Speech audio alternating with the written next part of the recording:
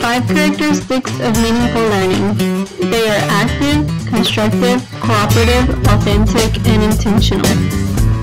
Number 1. Active. Active means that the students learn better when they are using manipulatives. In the real world, they learn by observing others and doing what they see. And through these observation and practice, they are able to make their own conclusion to further their understanding or perfecting their skills. In the classroom, it should be the same way. The teacher provides examples and the manipulatives so the students can learn the concept of what is being taught.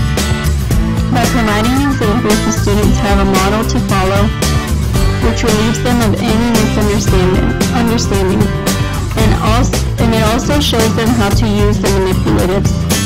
Number 2, constructive. Constructive is important because the student reflects on what they have observed at the end of the lesson.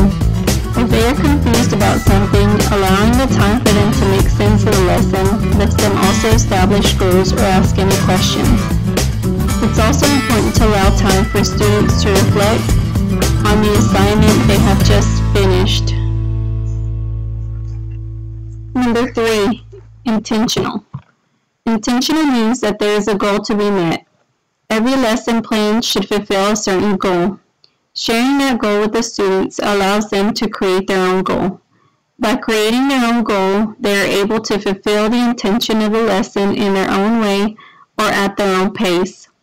Allowing the student to use technology to represent their understanding, they are able to see the task as intentional and also meaningful. Number 4, authentic. Authentic means that the student should be able to relate what they are learning to the real world. They need to be taught not just how to use a concept, but why they are learning it and how it can be used outside of school. This means that the teacher can base the student's assignment on a real-life situation so the learner can practice to apply it in their own life. Number 5, cooperative.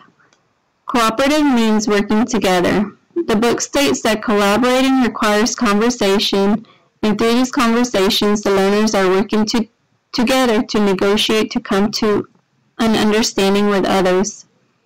The book has a good point that in the real world, people naturally seek out the opinions and ideas of others. So why do schools function based on the belief that learning is an independent process?